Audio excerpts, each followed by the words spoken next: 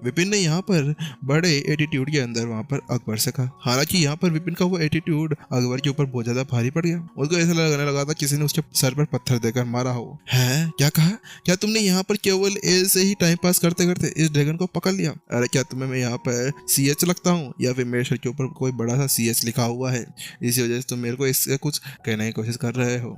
यहाँ पर अकबर को बिल्कुल भी यकीन नहीं था। आखिरकार कोई शांत स्टेज 8 का ड्रैगन इतनी आसानी से क्या किसी के पैरों के तले आ सकता है? ऐसा लग रहा था जैसे कि अभी वह एक कुत्ता बन गया हो ड्रैगन की जगह। आखिरकार क्या इस ड्रैगन को थोड़ी सी भी लाशर्म नहीं है? अरे इतना पावरफुल होने के बाद में किसी संत स्टेज 5 ये लड़ाकों के सामने सबमिट कर दिया। अरे मैं यहाँ पे संत स्टेज 7 के ऊपर हूँ, तो मेरे को सबमिट करेगा ना तो तेरी कम से कम थोड़ी बहुत लाशर्म बस कर रह जाएगी। उसके साथ में अचानक से अकबर को कुछ याद आता है। विपिन को वो ऊपर से नीचे तक देखने लगता है और विपिन से कहता है, विपिन कहीं पे तुम अब यहाँ पर एक बीस्ट टेमर तो नहीं हो ना? वहां पर अकबर ने पूछा।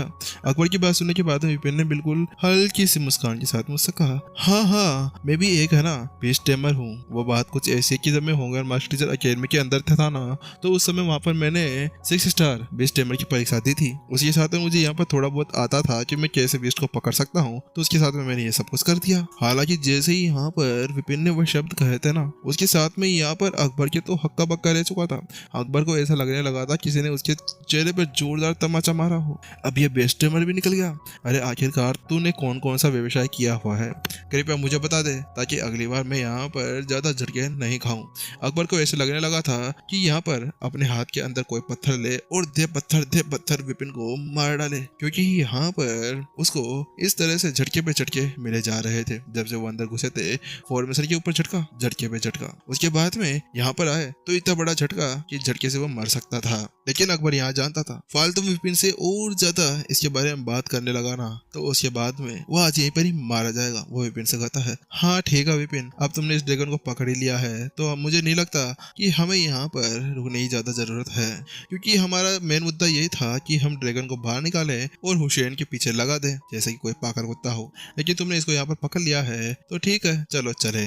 उसके साथ में ही वहाँ पर वो दोनों ही दोनों अब उस गुफा से बाहर निकलने लगते हैं और सीधा यहाँ पर हर्षित और हुसैन की तरफ जाने लगते हैं। हालांकि थोड़ी दूर जाने के बाद में उनको कुछ अजीब सा लगने लगता है, क्योंकि यहाँ पर उन्हें कोई भी सोनिक बूम वगैरह कुछ की आवाज नहीं आ रही थी कि कोई तलवार चला रहा हो, कोई भला चला रहा हो, कोई पत्थर दे के मार रहा हो। यहाँ पर तो बिल्कुल सुनसान था, ऐसा लग रहा था जैसे कि यहाँ पर कुछ हुआ ही नहीं। लेकिन वो कुछ कदम आगे बढ़ते हैं और कुछ कदम आगे बढ़ने के बाद में जैसे वो अपने सामने का नजारा देखते हैं ना, तो वो हक्का बक्का रह जाते हैं, क्योंकि हवा के अंदर चट्टानें उड़ रही थी, इधर से उधर जा रही थी। ऐसा लग रहा था कोई गर्लफ्रेंड अपने बॉयफ्रेंड से नाराज होकर सामान इधर उधर फेंक रही हो। वहीं उस चीज का पीछे करते हुए यहाँ पर दोनों उस लड़ाई को देखते हुए आगे जा रहे थे। वहाँ पर भयानक लड़ाई का माहौल बना हुआ था। अभी दो आकृतियां आसमान के अंदर एक दूसरे से टकरा रही थी। जब वह दोनों टकरा थी तो वहाँ पर एक जोरदार शॉकवेव बन रही थी। हालांकि उनके अंदर से कोई भी एनर्जी बाहर नहीं निकल रही थी। ऐसा लग रहा था दोनों एक दूसरे को पंच मार मार कर ही वहाँ पर ढेर कर देना चाहते हो। वहीं जल्दी से अकबर वहाँ पर साक्षी के पास में आता है और उससे कहता है, साक्षी ये आखिरकार दोनों क्या कर रहे हैं? क्या ये दोनों यहाँ पर कोई लड़ाई वड़ाई नहीं कर रहे? क्योंकि मुझे वहाँ पर इतनी ज्यादा जोर से आवाज नहीं आ रही थी। ओ ये तो कुछ नहीं है, चलो यहाँ पर बैठो, मैं तुम्हें यहाँ पर सब कुछ दिखाती हूँ। यहाँ पर साक्षी आराम से उस लड़ाई को एंजॉय कर रही थी। देखने से ऐसा लग रहा था जैसे कि वहाँ पर कोई मूवी टिकट लेकर मूवी देखने के लिए आगे बढ़ा हो, क्योंकि वहाँ पर साक्षी उससे आगे कहती है, देखो बात कुछ ऐसी है कि इन दोनों ने यहाँ पर एक दूसरे के साथ में एक शर्त लगाई है। यहाँ पर इन दोनों ने एक दूसरे से ऐसा कहा कि ये अपनी एनर्जी का यूज नहीं करेंगे, अपनी शारीरिक एनर्जी के साथ में ही ये एक दूसरे के साथ में लड़ेंगे, यानी कि फिजिकल फिटनेस का यहाँ पर मैच है। यहाँ पर अगर जो भी जीतता है ना, वह यहाँ पर उस अजीब ड्रैगन को अपना पेट बना जाएगा, और जो हार जाएगा ना, वह यहाँ से बाहर निकल जाएगा। साक्षी ने उसको समझाया। हालांकि साक्षी को अचानक से एक मामला याद आता है, तो वो वहाँ पर उन दोनों से पूछती है, तुम दोनों यहाँ पर कैसे आ गए? क्या तुम यहाँ पर उस अजीब ड्रैगन को साथ में नहीं लेकर आए जिसके लिए तुम अंदर गए थे? वहीं उसकी बात सुनने के बाद में अभी आकाश को समझ में नहीं आ रहा था कि वो यहाँ पर क्या कहे। इसी वजह से वो जल्दी से विपिन से बोलता है, विपिन तुम ही बता दो। और वो साक्षी से कहता है, साक्षी तुम विपिन से पूछ लो, मुझे तो इसके बारे में कुछ भी नहीं पता, मैं तो इसके बारे में कुछ भी नहीं बताने वाला। क्योंकि अकबर जानता था कि अगर वो यहाँ पर ये सारी बातें बताता है ना, तो वो दोनों उसको पागल चूतिया समझेगी। इसी वजह से यहाँ पर उन्होंने ऐसा कुछ भी नहीं किया।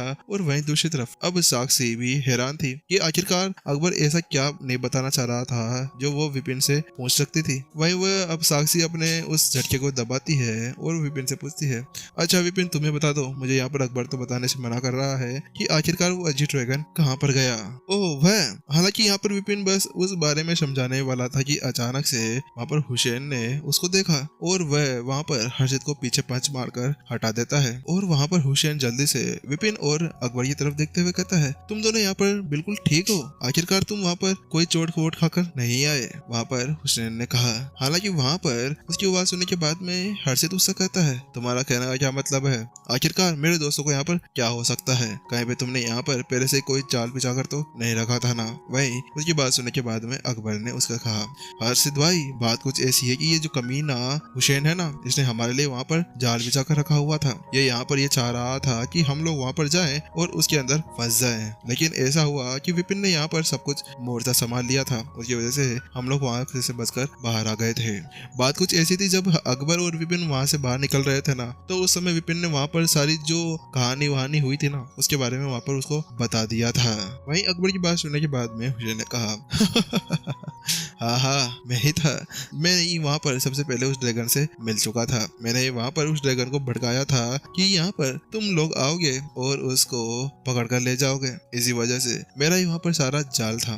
वो तो बात कुछ ऐसी है कि मैंने सोचा कि अगर तुम मेरे साथ में चाल चलने की कोशिश कर रहे हो तो मैं क्यों ना चलूं। इसी वजह से मैंने सोचा कि तुम पहले उस ड्रैगन से लड़ोगे, उसको थोड़ा बहुत थका दोगे, उसके बाद मैं आऊंगा हीरो बनकर तुम सभी को बचाने के लिए। लेकिन यहाँ पर तो मेरी पूरी चाल ही खराब हो गई। आखिरकार ये दोनों पता नहीं बाहर कैसे आ गए थे। वहाँ पर हुसैन को बिल्कुल भी भरोसा नहीं हो रहा था, क्योंकि वहाँ पर अंदर कोई नॉर्मल ड्रैगन थोड़ी ना था, अजियो ड्रैगन था, संत लेवल स्टेज 8 का। इसी वजह से उसको लगा था कि यहाँ पर विपिन और अलग सभी अभी बचकर बाहर आ जाएंगे। इसी वजह से जल्दी से हुसैन उससे पूछता है, आखिरकार तुम लोग यहाँ पर बाहर कैसे आ गए, आखिरकार क्या उस ड्रैगन ने तुम्हारा कोई स्वागत नहीं किया था जो तुम इस तरह से बिना चोट खाए बाहर आ गए थे। हालांकि वहीं उसकी बात सुनने के बाद में विपिन ने उसका कोई भी जवाब नहीं दिया, बल्कि वह यहाँ पर गुस्से के अंदर हो जाता है और उससे कहता है, इसके बारे में छोड़ो, पहले तुम मुझे बताओ क्या तुम ही हुसैन हो।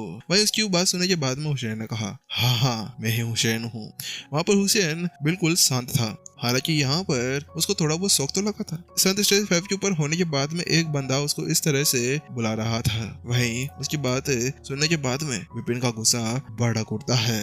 हुसैन, मैंने सुना है तुम यहाँ पर संत कबीले की छोटी राजकुमारी के पीछे हाथ धोकर पड़े हो, क्या ये सच है?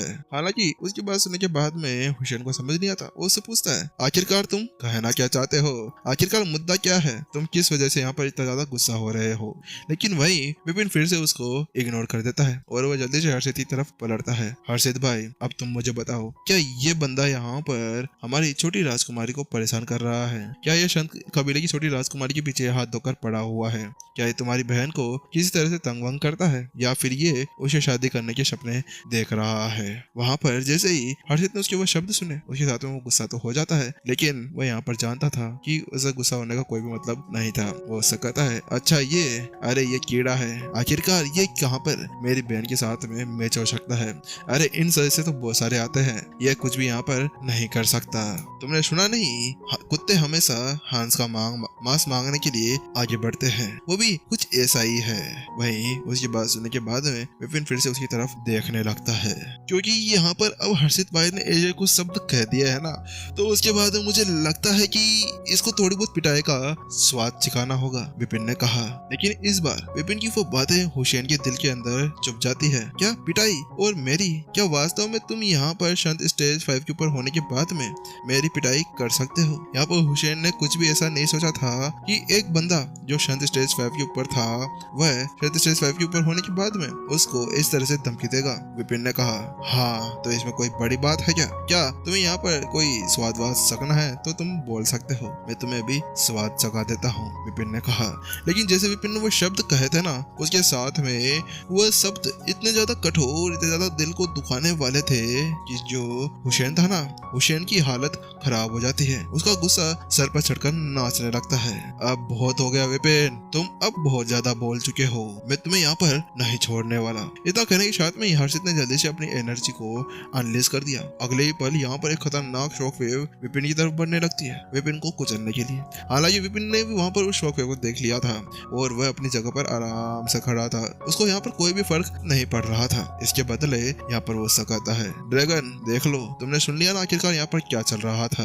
चलो अब जल्दी से इसको यहाँ पर ठिकाने लगाओ, अच्छी सी सजा देना इसको, थोड़ी बहुत खातिरदारी इसकी भी हो जानी चाहिए। उसके बाद में एक खतरनाक आवाज आती है, वो एक खतरनाक बीस्ट की आवाज लग रही थी और अगले ही पल विपिन के पीछे से एक खतरनाक ड्रैगन निकलकर बाहर आ जाता है और पैंग, अगले ही पल यहाँ पर एक पूंछ सीधा चट्टानों को भेदते हुए वहां पर उस हुसैन की तरफ बढ़ने लगती है।